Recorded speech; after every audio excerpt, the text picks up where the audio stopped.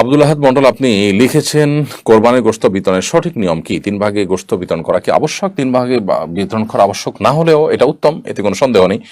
আজকাল অনেকে এই মাসআলা জেনে এরপর গরিব দুঃখীদের কার কোরবানি দিচ্ছে না, সবগুলো নিজেদের ফ্রিজে ভরে ফেলছেন। এটা উচিত নয়। 3 ভাগে ভাগ করা এটা যেমন আবশ্যক নয়, কেউ গরিবদেরকে একটু বেশি দিলেন সেটা জায়েজ আছে, আর নিজে একটু কম খেলেন সেটা জায়েজ আছে, কোনো অসুবিধা নেই। অথবা বিপরীত করলেন সেটাও জায়েজ আছে। কিন্তু 3 ভাগে বিভক্ত করা, নিজে কিছু খাওয়া, পাড়া প্রতিবেশী আত্মীয়স্বজন কিছু দেওয়া, গরিবদের কিছু দেওয়া, এভাবে 3 ভাগে ভাগ করা বিষয়ে বিভিন্ন বর্ণনা রয়েছে, আয়াতের মধ্যে কণেকারের মধ্যে ইঙ্গিত রয়েছে। জোবায়ের আহমদ, আপনি লিখেছেন হজে গিয়ে যারা মারা গেছেন তারা কি নিশ্চিত জান্নাতি?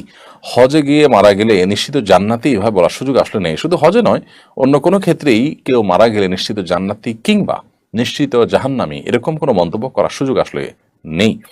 আম্মাজান আয়েশা রাদিয়াল্লাহু তাআলা আনহা নবী সাল্লাল্লাহু আলাইহি ওয়াসাল্লামের সঙ্গে ছিলেন একবার।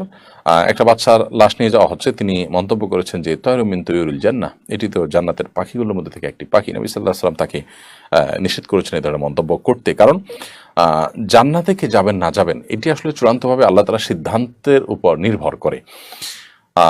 বান্দার নেকামল দেখে বা তার একটা ভালো মৃত্যু দেখে আমরা সুধারণা করতে পারি। একজন মানুষ হজ করতে করতে মারা গিয়েছেন, সন্দেহাতীতভাবে এটি একটা ভালো মৃত্যু, একটি সুধারণা তৈরি করে লোকটা হয়তো জান্নাতি ইনশাআল্লাহ তাআলা। সেই তার সুধারণা করা, পোষণ করা, সেই সান্ত্বনা গ্রহণ করা, তার ব্যাপারে ভালো ধারণা করা, এটা আমরা করতেই পারি। বাট এর বাইরে তাকে নিশ্চিত জান্নাতি বলার কোনো সুযোগ কিন্তু নেই। নবী করিম সাল্লাল্লাহু আলাইহি ওয়াসাল্লাম তিনি একবার কোন একটা জেহাদে এক ব্যক্তির মৃত্যুর পর সাহাবীদের যখন তার সম্পর্কে জান্নাতি বা শহীদ এরকম মন্তব্য তারা যখন করছিলেন, নবী সাল্লাল্লাহু আলাইহি ওয়াসাল্লাম সেখানেও তাদেরকে নিষেধ করেছেন। পরবর্তীতে দেখা গেল যে লোকটি মারা গিয়েছেন জেহাদে করতে করতে তিনি মারা গেলেন, স্বাভাবিকভাবে তিনি শহীদ মনে হচ্ছিল, কিন্তু দেখা গেল পরবর্তীতে খোঁজ খবর নিয়ে যে লোকটি আত্মহত্যা করে, অর্থাৎ কোনো একটা আঘাতে আঘাতপ্রাপ্ত হয়ে কষ্ট সহ্য না করতে পেরে তিনি আত্মহত্যা করে মারা গিয়েছেন। তো দেখুন, আত্মহত্যা করে মারা গেলে তিনি জাহান্নামী হয় সাধারণত। তো এই লোকটি তার সম্পর্কে সাহাবীরা যে মন্তব্য করছে এটা নবী সাল্লাল্লাহু আলাইহি ওয়াসাল্লাম নিষেধ করেছেন। এখান থেকে বোঝা গেল যে বাহ্যিক অবস্থা থেকে কাউকে জান্নাতি কিংবা জাহান্নামী আমরা সিদ্ধান্ত দিতে যাব না। তবে হ্যাঁ, সুতরাং অবশ্যই প্রশ্ন করতে পারি যদি কেউ ভালো কাজ করতে করতে মৃত্যুবরণ করেন, বিশেষ করে এহরামরত অবস্থায় কোনো ব্যক্তি যদি মৃত্যুবরণ করেন হজ বা উমরার এহরামরত অবস্থায়, তাহলে সে ব্যক্তি কিয়ামতের ময়দানে ঠিক ওই অবস্থায় আল্লাহর কাছে উত্থিত হবেন, উঠবেন, সে মর্মে বর্ণনা রয়েছে। আশিক মন্ডল লিখেছেন দব্বা একমুখী ঢোল, এটি দফ মূলত, দব্বানো, যাই হোক, বাজানো কি ইসলামে জায়েজ? এক হুজুর বলেছেন এটি ইসলামী সঙ্গীতের সাথে এবং কোনো সম্মানীয় ব্যক্তিকে ওয়েলকাম করার জন্য ব্যবহার করা যেতে পারে। দফ ব্যবহার করার একটা সেরাই জায়গা হলো বিয়ে শাদী। বাচ্চারা বিয়ে শাদীতে আনন্দ করার জন্য বিভিন্ন শ্লোক বা ভালো কথামালা আছে, ভালো কথা আছে, এরকম কোনো গান যদি খালি মুখে তারা গায়, পাশাপাশি দফ বাজাতে চায়, তো সেটি বা করতে পারে। এর বাইরে সাধারণত অন্য কোনো ইসলামী গজল বা এই জাতীয় কোনো কিছুর সাথে দফের আওয়াজ যুক্ত করা জায়েজ বলে আমার জানা নেই। যদি কেউ বলে থাকেন তার কাছ থেকে একটু প্রমাণ জানার চেষ্টা করবেন। মারুফ হাসান লিখেছেন গোপালগঞ্জের এক এলাকা একটি গাছ নাকি কথা বলে, সবাই সেখানে ভিড় করে, এটা কি সম্ভব? এবার ইসলাম কি বলে? বহুত আলোচনা হয়েছে, আমি দেখেছি সোশ্যাল মিডিয়াতে, অনেকেই প্রশ্ন করছেন আজকেও। প্রথম কথা হলো যে আল্লাহ সুবহানাহু ওয়া তাআলার কাছে তো অসম্ভব কোনো কিছুই নয়, সবকিছুই আল্লাহ তাআলার কাছে সম্ভব। কিয়ামতের ময়দানে মানুষের হাত মুখ যখন কথা বলবে, তখন মানুষ আশ্চর্য হয়ে বলবে যে এরা কথা বলছে। তখন আল্লাহ তাআলা সে প্রসঙ্গে বলেছেন যে সেদিন মানুষের অঙ্গ প্রত্যঙ্গগুলো বলবে যে আনতাকানাল্লাহুল্লাযী আনতাকা কুল্লা শাই, আজকে সে আল্লাহ আমাদের কথা বলার শক্তি, বাকশক্তি দিয়ে দিয়েছেন, যিনি সব বস্তুকে বাকশক্তি দিয়েছেন, অন্য সবাইকে বাকশক্তি, যাদের বাকশক্তি আছে তাদেরকে দিয়েছেন, আমাদেরকে আল্লাহ সেভাবে দিয়েছেন। তো এটা আল্লাহর জন্য অসম্ভব কিছু না। বিশেষ করে কিয়ামতের আগে গাছ কথা বলবে, কোনো গাছের আড়ালে কোনো ইহুদি লুকিয়ে থাকলে তখন গাছ বলে দিবে যে আমার আড়ালে ইহুদি লুকিয়ে আছে, হে মুসলিম, তাকে তুমি হত্যা করো।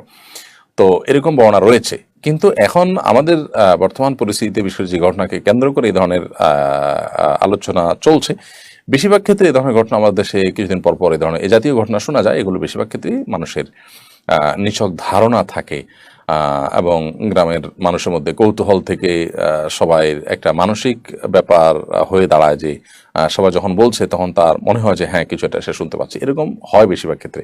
বাকি এক্ষেত্রে কি ঘটেছে অ্যাকচুয়াল আমি সেটা জানি না, তবে আল্লাহ সুবহানাহু ওয়া তাআলার জন্য সবকিছুই সম্ভব।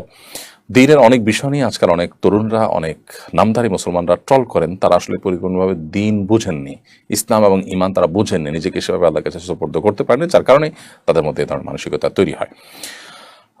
আব্দুল মুবিন আপনি লিখেছেন, আমাদের সমাজে কেউ একবার হজ করলে তাকে হাজি বলা হয়, একাধিকবার হজ করলে তাকে আলহাজ বলা হয়। হাজি আর আলহাজে আসলে কি কোনো পার্থক্য আছে? নামের শুরুতে হাজি বা আলহাজ লেখার বিধান কি? শেষ থেকে শুরু করি। নামের শুরুতে আলহাজ বা হাজি লেখার কোনো যৌক্তিকতা নেই, বরং আমি হজ করেছি এটা জাহির করা মানসিকতা থেকে যদি এরকম করেন, তাহলে সেক্ষেত্রে তার হজের সব তো পাবেই না, বরং সেটি গুনাহের কারণ হবে, এবং এটা খুব বাজে একটা নজির হবে। আর অন্যরা যদি তাকে হজ করে এসেছেন সেই হিসাবে হাজি বলে সম্বোধন করেন, সেটাতে দোষের কিছু নেই। বাট এটা নামের অংশ হয়ে যেতে পারে না, যে সব জায়গায় আপনার কাগজে কলমে খাতায় পত্রে পোস্টারে বিভিন্ন জায়গায় নামের শুরুতে আলহাজ বা হাজি লেখা হবে। এটা মোটেও ভালো কোনো কালচার নয়। বিশেষ করে এখানে প্রদর্শনের ইচ্ছা বা প্রদর্শন প্রিয়তা, প্রদর্শনের মানসিকতাটা এখানে ফুটে ওঠে, বিশেষ করে যারা এরকম লেখেন নিজেদেরটা। আর একবার হজ করলে হাজি, দুইবার হজ করলে আলহাজ, অর্থের দিক থেকে এই পার্থক্যটা একেবারে হাস্যকর। কারণ আরবি গ্রামার ব্যাকরণ যারা বুঝেন তারা বলতে পারবেন হাজি এবং আলহাজের ভিতরে একবার বা একাধিকবার হজ করার মতো কোনো পার্থক্যের বিষয় এখানে নেই। দুইটার অর্থ একই। হাজি যিনি হজ করেছেন, আলহাজ মানে যিনি হজ করেছেন, সেটা একবার হজ করলেও প্রযোজ্য হবে, বহুবার হজ করলেও একই কথা প্রযোজ্য হবে। অতএব আপনার এই পার্থক্য যদি করে থাকে কোনো এলাকাতে মানুষ করে, তাহলে সেক্ষেত্রে তাদের নিছক ধারণা থেকে তারা করেছেন, এটার কোনো ভিত্তি নেই। আরবি গ্রামার ব্যাকরণ বা ভাষাগতভাবে এরকম কোনো পার্থক্য নয় যে একাধিকবার হলে আলহাজ হবে, একবার হলে হাজি হবে। ইব্রাহিম লিখেছেন, আমাদের সন্তানরা কন্টেন্ট ক্রিয়েটরদের রং সঙ্গে জীবন দেখে লেখাপড়ার আগ্রহ হারিয়ে সেদিকে ঝুঁকছে। ইউটিউব, টিকটক, ফেসবুক থেকে তাদেরকে কিভাবে দূরে রাখা সম্ভব, পরামর্শ কামনা করছি। এগুলো থেকে দূরে রাখার জন্য মা বাবারা তাদেরকে সময় দিতে হবে, এবং সমাজে যে সমস্ত সমস্যা হচ্ছে, যে সমস্ত ছেলেপেলেরা বখাটে হয়ে যাচ্ছে, খারাপ দিকে চলে যাচ্ছে, নানা নেশা আপনার আসক্ত হয়ে তাদের জীবনকে ধ্বংস করছে, ইমানকে ধ্বংস করছে, তাদের বিষয়ে সন্তানদেরকে সতর্ক করা, এবং মা বাপ যথেষ্ট এন্টারটেনমেন্টের ব্যবস্থা, ফিজিক্যাল এক্সারসাইজের ব্যবস্থা, সন্তানদের সাথে গল্প করা, তাদের সাথে খেলাধুলা করা, ঘুরতে বের হওয়া, তাদেরকে সময় দেওয়া, এই জিনিসগুলো যত বেশি করবেন এবং দিনই চেতনা তাদের মধ্যে যত বেশি প্রথিত করতে পারবেন, তত বেশি এগুলো থেকে সন্তানকে দূরে রাখা সম্ভব হবে। না হলে সন্তানরা দিন শেষে এ ধরনের বিষয়গুলোতে আসক্ত হয়েই যাবে। আইফুল ইসলাম লিখেছেন, আমাদের দেশে কিছু কিছু এলাকা শ্বশুরবাড়ি থেকে জামাই বাড়ি কোরবানি পশু পাঠানো হয়, যদি জামাই যদি শ্বশুর পাঠানো পশু কোরবানি করলে তাহলে তার কোরবানি আদা হবে কিনা। এগুলো কোরবানির আগে আমরা বারবার উত্তর দিয়েছি। তারপর প্রশ্ন এসেছে, জামাই জন্য যদি শ্বশুর কোরবানির পশু পাঠায়, তাহলে সেটা যদি তিনি কোরবানি করেন, তো কোরবানি তার হবে কিনা। এটি নির্ভর করবে যে এটি আসলে যৌতুক হিসেবে তিনি নিয়েছেন কিনা, অথবা সমাজের প্রথা প্রচলন অংশ হিসাবে নিয়েছেন কিনা। তাহলে সেক্ষেত্রে কোরবানি আদায় তো দূরের কথা, এটি তার জন্য গুনাহের বিষয় হবে। আর যদি ব্যাপারটা এরকম হয় যে না, শ্বশুরের অঢেলা আছে, শ্বশুরও জামাইকে দেন, জামাইও শ্বশুরকে দেন, এখানে পারস্পরিক আদান প্রদান হয়েছে, এবং কোনো প্রকার সামাজিক চাপ ছিল না, চাও পাওয়া ছিল না, তারপরেও তারা খুশি হয়ে দিয়েছেন, তাহলে সেক্ষেত্রে এটা আদায় দিয়ে কোরবানি করলে কোরবানি আদায় হয়ে যাবে। কিন্তু এই কালচারটাকে উৎসাহিত করা উচিত যে শ্বশুর কেন দিবে, প্রয়োজনে জামাই দিবে। শ্বশুর থেকে নেওয়ার কালচার আর শ্বশুর দেওয়ার কালচারটা বন্ধ হওয়া দরকার। এই জন্য যে এটি যখন প্রতিষ্ঠিত হয়ে যায়, তখন গরিব অভাবী শ্বশুর যারা থাকেন, দুস্থ অসহায় যারা থাকেন, সেই মানুষগুলোর উপর একটা চাপ সৃষ্টি হয় দেওয়ার জন্য। এই জন্য এই কালচারটাকে নিরুৎসাহিত করা উচিত, এবং উভয় পক্ষকে এবারে দায়িত্বশীল আচরণ করা উচিত। আব্দুল কাদের লিখেছেন, আমার দোকানের পাশে মদের দোকান আছে, মানুষ অনেক সময় জিজ্ঞেস করে মদের দোকানটা কোথায়। আমি যদি তাকে না বলি, সে উল্টাপাল্টা কথা বললে খারাপ কাজে দিক নির্দেশনা দেওয়া হবে, আবার বললে আবার খারাপ কাজে দিক নির্দেশনা দেওয়া হবে। এক্ষেত্রে আমার করণীয় কি? আব্দুল কাদের ভাই, আপনি এই সমস্ত ক্ষেত্রে যদি তাকে না বলেন, তাহলে সেক্ষেত্রে অবশ্যই আপনার জন্য ভালো যে আপনি যদি না বলে থাকতে পারেন। আর যদি উল্টাপাল্টা কথা বলে, তার উল্টাপাল্টা কথার জন্য তা সে আল্লাহর কাছে দায়ী থাকবে। তবে দোকান ওই দিকে, এটা যদি আপনি দেখায় দেন, তো এটা এক প্রকার পথ প্রদর্শন হচ্ছে। আবার অপর দিক থেকে আপনি না বললেও সে কোনো না কোনোভাবে খুঁজে বের করে নেবে। যদি এমন হয় যে আপনি কোনোভাবে অ্যাভয়েড করার সুযোগ আছে, তাহলে অ্যাভয়েড করাটাই আপনার জন্য সেফ হবে এবং নিরাপদ হবে। এতে তার যদি উল্টাপাল্টা বলার থাকে বলবে সে, বরং এটাতে এক ধরনের দাওয়াত হয়ে যাবে যে আপনি এটাকে হারাম মনে করেন একজন মুসলমান হিসেবে। নোমায়ের আল মাহদি আপনি লিখেছেন, বিয়ে করতে দেরি হচ্ছে, বিয়ের আগ পর্যন্ত চরিত্র হেফাজত রাখার উপায় কি? বিয়ের আগ পর্যন্ত চরিত্র হেফাজত করার উপায় হলো মেয়েদের সাথে উঠা বসা, সংশ্লেষ, তাদের সাথে একান্ত আলাপচারিতা, এগুলো একান্ত প্রয়োজন হলে নির্জনতা অ্যাভয়েড করে ফিতনার দুয়ারগুলো বন্ধ করে সেটি করা উচিত। আর তা না হলে চরিত্র হেফাজত করা কঠিন হয়ে যায়। এবং এরকম কোনো জায়গা না যাওয়া, যে জায়গায় গেলে নিজের চরিত্র হেফাজত করা কঠিন হবে, চোখের হেফাজত করা, এরকম বিষয় না দেখা, এরকম প্ল্যাটফর্মে না যাওয়া, যে প্ল্যাটফর্মে যে পরিবেশে গেলে নিজের চরিত্র হেফাজত করা কঠিন হয়, চোখের হেফাজত করা কঠিন হয়। আল্লাহ বলেছিল না, তোমরা যেন কাছেও যেও না, কারণ এই অপরাধটি এমন যে কাছে গেলে মানুষ সেখানে পতিত হওয়ার আশঙ্কা তৈরি হয়। আর এমনিতে বিয়ে দ্রুত হওয়ার জন্য উদ্যোগী হওয়া দরকার, উপার্জন করা দরকার, এবং যথাসম্ভব তাড়াতাড়ি বিয়ের ব্যবস্থা করা দরকার, যাতে করে চরিত্র হেফাজত হয়। চরিত্র হেফাজতের সবচেয়ে বড় মহৌষধ সেটি। শাইখুল ইসলাম লিখেছেন, রাতে নখ কাটলে নাকি ঘরে বরকত হয়। এটা কতটুকু সত্য? সম্পূর্ণ কুসংস্কারের জন্য কথা। রাত বা দিনে নখ কাটার মধ্যে কোনো পার্থক্য নেই। দিনেও রাত নখ কাটা যেতে পারে, রাতেও নখ কাটা যেতে পারে, এটা কোনো নিষিদ্ধ কোনো বিষয় নয়। সুমাইয়া মজুমদার আপনি লিখেছেন, মাথা ব্যথা দূর করার জন্য কোনো দোয়া বা আমল আছে কিনা দয়া করে জানাবেন। মাথা ব্যথা নয়, শুধু শরীরে যে কোনো জায়গায় যদি ব্যথা হয়, আমরা ওষুধ সেবন যেমন করতে পারি, নবী সাল্লাল্লাহু আলাইহি ওয়াসাল্লাম বলেছেন, তাদাও, তোমরা যে কোনো রোগে আক্রান্ত হলে ওষুধ সেবন করো, নবী সাল্লাল্লাহু আলাইহি ওয়াসাল্লাম নির্দেশ করেছেন। অতএব ওষুধ সেবন করা, চিকিৎসা গ্রহণ করা এটি সুন্নাহ। পাশাপাশি আল্লাহ তাআলার কাছে দোয়া করবো একজন ইমানদার, কারণ ওষুধের যে সব ক্ষমতা আছে তা নয়। কত ওষুধ কাজ করে না, আবার কতজনের ওষুধ ছাড়া আল্লাহ তাআলা সুস্থ করে দেন। তো ইমানদার আল্লাহর অলৌকিক সাহায্য পাওয়ার আশায় তিনি আল্লাহ সুবহানাহু ওয়া তাআলার কাছে দোয়া করবেন ব্যথা দূরের জন্য। যে কোনো ব্যথা দূরের জন্য নবী সাল্লাল্লাহু আলাইহি ওয়াসাল্লাম সেখানে একটা দোয়া আছে, আউযু বিইজ্জাতিল্লাহি ওয়া কুদরাতিহি মিন শাররি মা আজিদু ওয়া হাজির। আবার বলছি, যেখানে ব্যথা হয় সেই জায়গাটা ধরে, মাথা হলে মাথা, যে জায়গায় হোক সেখানে ধরে এই দোয়া পড়া, আউযু বিইজ্জাতিল্লাহি ওয়া কুদরাতিহি মিন শাররি মা আজিদু ওয়া হাজির। 7 বার এই দোয়াটা আমরা পাঠ করব। যে কোনো জায়গায় ব্যথা হবে সেই জায়গাটা ধরে ইনশাআল্লাহ তাআলা ব্যথা দূর করবেন। দাবিদ লি এই আইডি থেকে আপনি লিখেছেন, ওয়াশিং মেশিনে নাপাক জামা কাপড় ধোয়ার বিধান কি? ওয়াশিং মেশিনে যদি একদিক থেকে পানি আসে আর একদিক থেকে যায়, পানি আসার পর সেটা জমে এবং ফ্যান এর মাধ্যমে সেটি ঘুরে জামা কাপড়, এরপরে যথেষ্ট সেটাকে একদম শুকিয়ে ফেলা হয় চিবিয়ে, আর পানিগুলো চলে যায়। তো বিসমিল্লাহ বলে আপনি সুইচ দিয়েছেন, এভাবে একবার ধোয়া হয়ে গেলো, 2বার ধোয়া হয়ে গেলো, 3বার ধোয়া হয়ে গেলো, যদি হয় তাহলে সেক্ষেত্রে কাপড় পাক হয়ে যাবে, কোনো অসুবিধা নেই। আরিফুল ইসলাম আপনি লিখেছেন, আমাদের দেশের কিছু এলাকা শ্বশুর বাড়ি থেকে জামাই বাড়িতে কোরবানি পশু, এটার উত্তর দিয়েছি। আপনি ফয়সাল হাসান লিখেছেন, কোনো মুসলমানকে কোনো অমুসলিমের রক্ত শরীরে গ্রহণ করতে পারে, এবার শরীরে কোনো নিষেধাজ্ঞা আছে কিনা? কোনো মুসলিম যদি কোনো অমুসলিমের রক্ত শরীরকে গ্রহণ করেন, সেটি নাপাক হয়ে যাবে না বা কোনো গুনাহ হয়ে যাবে না, সেই দৃষ্টিকোণ থেকে এবার কোনো নিষেধাজ্ঞা নেই। মোহাম্মদ হোসেন আপনি লিখেছেন, আলোচিত ছাগলকাণ্ডে ধৃত সরকারি কর্মকর্তার মেয়ে বলছে তার বাবাকে সে দেখে ছাড়বে, তার বাবাকে সে ছাড়বে না, অথচ সেও তার বাবার অন্যায় উপার্জনের সুফল ভোগী। সন্তান কি বাবা সম্পর্কে এমনটা বলতে পারে? এবার শরীয়ত কি বলে? দেখুন, বাবা কিংবা মা বা বড় ভাই বা পরিবারের কোনো সদস্য অন্যায় করলে আপনি সে অন্যায়কে অন্যায় বলবেন, এইটুকু তো ঠিক আছে।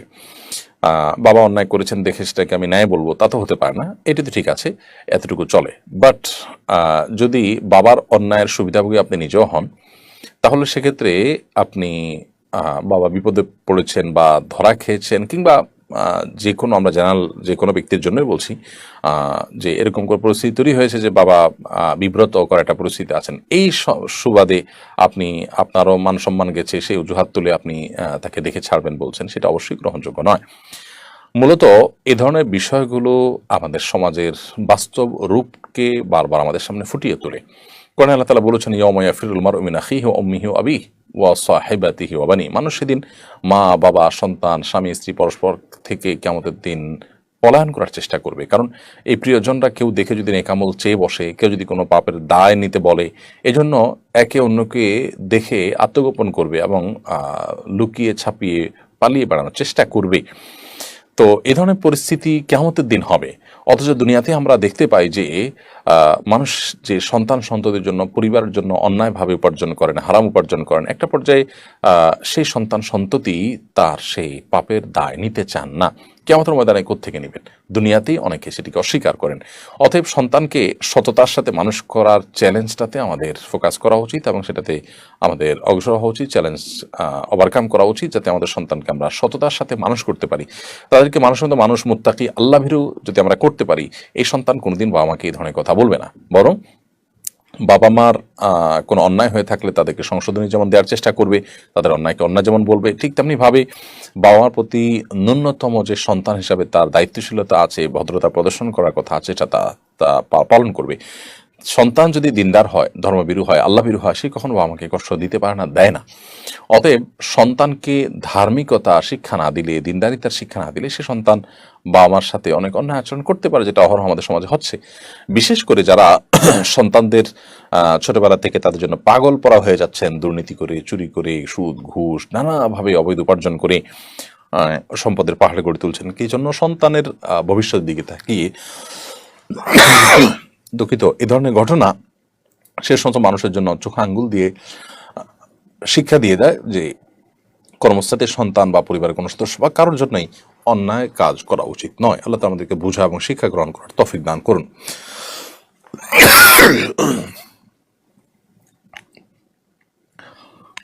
মারজান আহমেদ, আপনি লিখেছেন, হজের মতো একটা ইবাদত করতে গিয়ে অনেকে কন্টেন্ট তৈরি করে সে ভিডিও পাবলিশ করে উপার্জন করে, এটা কতটুকু সঙ্গত?